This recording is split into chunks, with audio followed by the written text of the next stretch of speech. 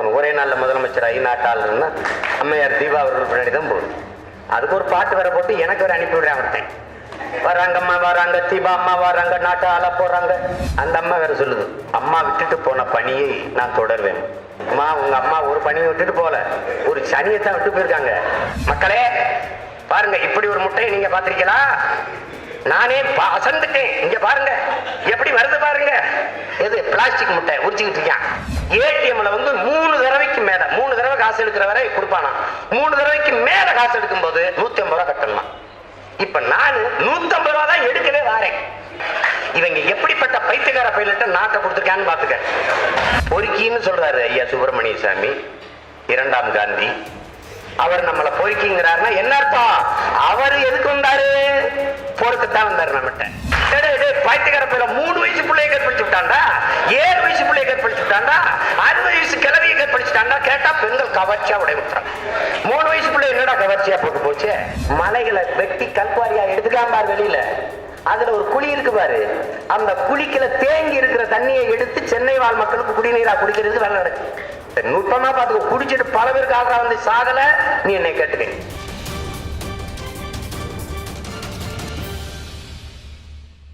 நீ ஜெயலலிதாவுக்கு ஓட்டு போட்ட, இப்ப முதலமைச்சர் யாரு? அப்ப அமைப்பு தப்பா இருக்குல்ல? நீங்க நினைக்கிற மாதிரி கட்சி வேலை செய்ய வந்த கட்சி இல்லை. அப்படின்னா நீங்க தீபா பின்னாடி தான் போகணும். ஒரே நாளில் முதலமைச்சராகி நாட்டாளர்னா அம்மையார் தீபா அவர்கள் பின்னாடி தான் போகணும். அதுக்கு ஒரு பாட்டு வேற போட்டு எனக்கு வேற அனுப்பி விடுறேன். அவர்த்தேன் வராங்க அம்மா வராங்க, தீபா அம்மா வராங்க, நாட்டை ஆள போறாங்க. ஒரு பாட்டை போட்டு காலை கொடுங்க. 1008 கேள்வி கேட்பா. நீங்க எதுக்காக கட்சி ஆரம்பிச்சிருக்கிறீங்க? நீங்க உங்க கொள்கை என்ன? நீங்க எல்லாம் என்ன இப்படி பேசுறீங்க? இது எதையுமே தீபாட்ட கேட்கறது இல்லை. காரணம் ஜெயலலிதா அண்ணன் மகள். ஜெயலலிதாவே பெருங்கொடுமைன்னு தொலைக்கணும் இருக்கா, அப்புறம் அண்ணன் மகளை ஒரு கூட்டிட்டு வந்துருக்கேன் ஒருத்தர். அந்த அம்மா வேற சொல்லுது, அம்மா விட்டுட்டு போன பணியை நான் தொடர்வேன். நான் இதுக்கெல்லாம் என்ன பதில் சொல்றதுன்னு தெரியும், வேணான்னு தான் நினைச்சேன். ஆனாலும் சொல்ல அக்கறை இருக்குல்ல. அம்மா உங்க அம்மா ஒரு பணியை விட்டுட்டு போல, ஒரு சனியைத்தான் விட்டு போயிருக்காங்க. அத வேணா நீ தொடர்ந்துக்க. வேணா நீ விட்டுட்டு போன பணியை தொடர்ந்தே நீ வேணா 4 ஆண்டு கம்பியான வேண்டியது பாக்கி இருக்கு. போய் அந்த பெங்களூர் சிறையில பக்கத்துல உட்காந்து எண்ணிட்டு வாமா. வேற ஒன்றும் நீ செய்யறதுக்கு ஒன்றும் இல்லை. ஒன்றும் இல்லை உனக்கு. என்னவோ இவன் வரைய போடலாம். இந்த தமிழ் மக்களை அவன் நினைத்தான் பாரு, ஒரு கேடு கட்ட கூட்டம் உலகத்துல நமக்கு சிக்கிருக்குடா அப்படின்னு. வரைமுறைலாம் முதலமைச்சர் ஆயிருந்து நாட்டை ஆண்டுறது தமிழர்கள்ங்கிறது அது நாங்க ஆண்டுறோம் போயிருக்கிறோம். அப்படி ஆக்கிட்டோம். இங்க கேரளாவில் பேச சொல்லு, எவனையாவது போய் பேச சொல்லு பார்ப்போம். அவன் சைக்கிளில் போய் கடையில் போய் முருங்கைக்காய் வாங்கிட்டு போறான் முதலமைச்சர். சைக்கிளில் போயிட்டு இறங்கி முருங்கைக்காய் வாங்கிட்டு போயிட்டு இருக்க. இங்கே அப்படி போக சொல்லு பார்ப்போம். இந்த பக்கம் வரிசையில் நின்று கொடியாட்டணும், இந்த பக்கம் தீவாரணை பார்க்கணும், முன்னாடி பின்னாடி 100 காரு. அதான் முடிச்சு தள்ளிட்டாங்க. ஆளாலும் போயிட்டுருக்கான். ரெட்டையில எனக்குன்னு சண்டை விட்டுருக்கான். இல்லை எனக்குன்றான்.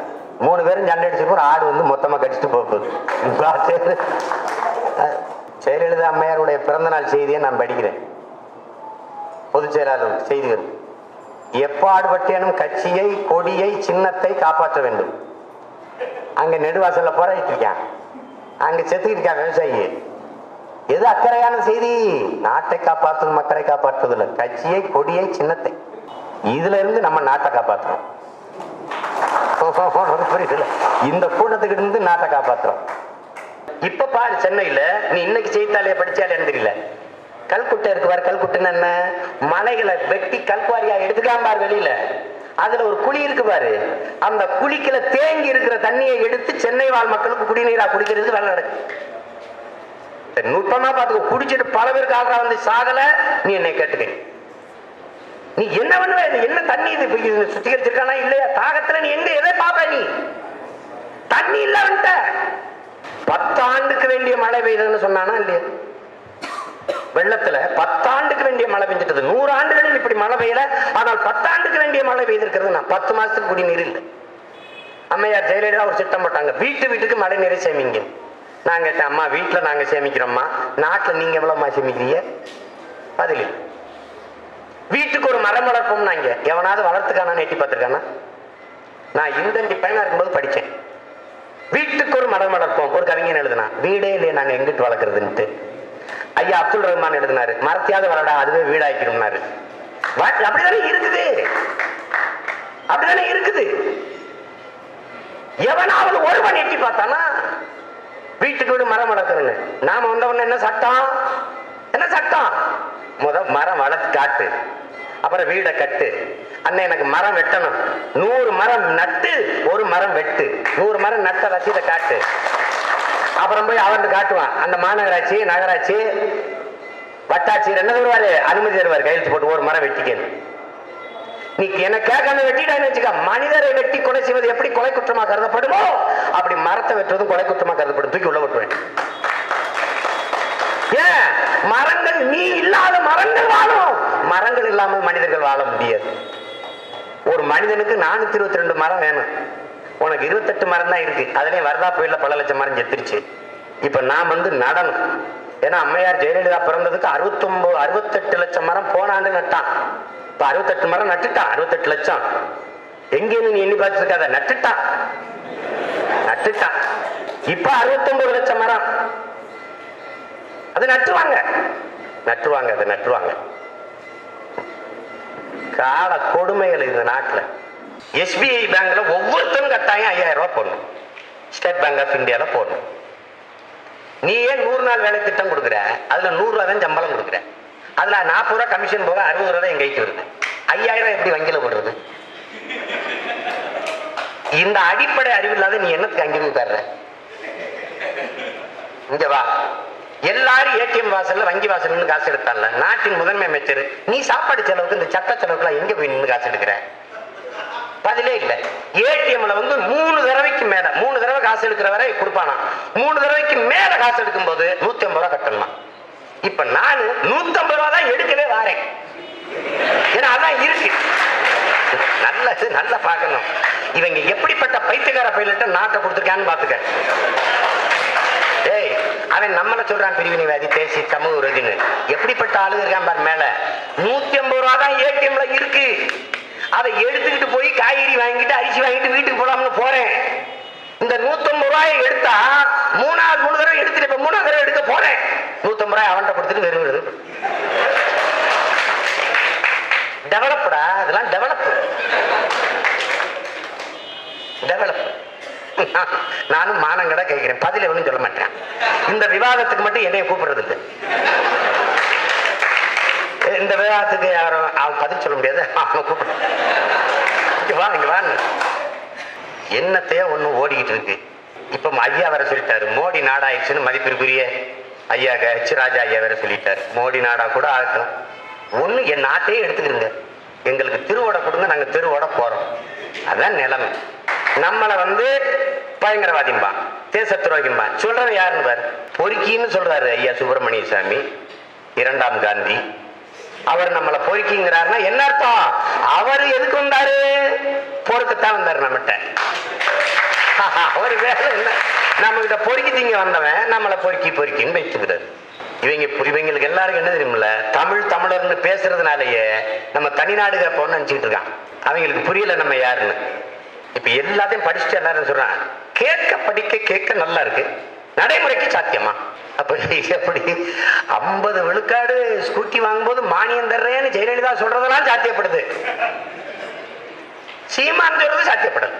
சொல்றல அந்த சொன்னார்ல, பெண் காவலர்களுக்கெல்லாம் நம்ம அக்கா தங்கச்சிகளுக்கெல்லாம் 6 மணி நேரம் தான் வேலை, காவலர்களுக்கு 8 மணி நேரம் தான் ஆண் காவலர்களுக்கு வேலை, சுழற்சி முறையில பணி. இந்த சம்பளமே அவங்களுக்கு பயன் தேவைப்படாது, செலவழிக்க காசு இருக்காது, தேவைப்படாது காசு. ஊழல் லஞ்சத்தை எப்படி ஒழிப்பான்னு கேட்கிறேன். அவனுக்கு தேவையே படாத பணம். ஏன்? பிள்ளை எத்தனை பிள்ளை பெற்றாலும் அரசு படிக்க வைக்க போகுது. பெற்றுக் கொடுங்கள், பிள்ளைகளை கற்றுக் கொடுக்கிறோம் நாங்கள்.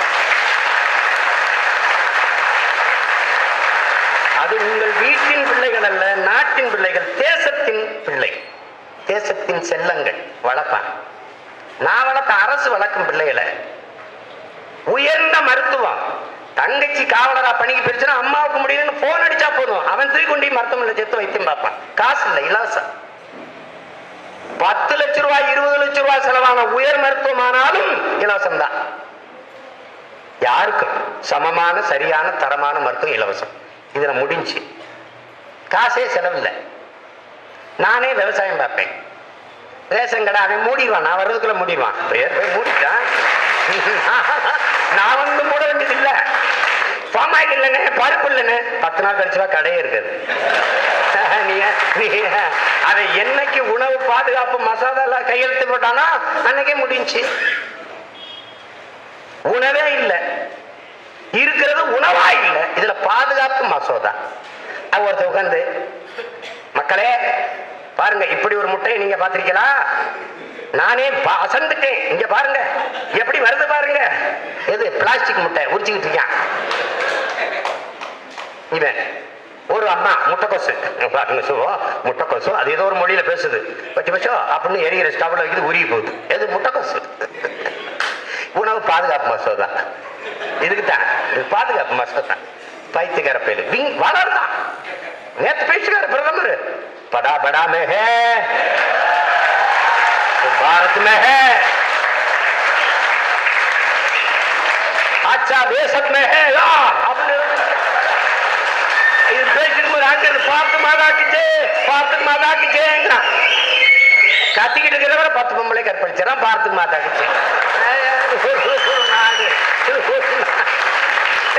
பைத்தியக்கார பேர 3 வயசு பிள்ளைய கற்பழிச்சு விட்டாண்டா, 7 வயசு பிள்ளைய கற்பழிச்சு விட்டாண்டா, 60 வயசு கிழவியை கற்பழிச்சுட்டாண்டா. கேட்டா பெண்கள் கவர்ச்சியா உடைய விட்டுறாங்க. 3 வயசு பிள்ளை என்னடா கவர்ச்சியா போட்டு போச்சு? என்ன போட்டு போச்சு? 60 வயசு கிழவி என்ன போட்டு போனா? இந்த 7 வயசு பிள்ளை என்னடா கட்டுச்சு? என்ன கட்டுச்சு? வளர்ச்சி. மனித கழிவை, மனித மலத்தை மனிதன் சக மனிதன் கையால் அள்ளி கொண்டிருக்கிறான். 21ஆம் நூற்றாண்டுல ஏறிஞ்ச குடிசை ஆயிரக்கணக்காயிரம் தெருவில் இருக்குது. பேசிக்கிட்டு இருக்கிறா, வளர்ச்சி வச்சுக்கிறா. எப்படி இருக்கு? விவசாயி செத்துக்கிட்டு இருக்கான். ஒரு நாட்டுல எதனாலும் சாகலாம்டா.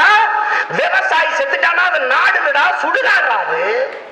விவசாயி சாகுறான் வாழ முடியாம என்றால் இந்த நாடு இல்ல, சுடுகாடு.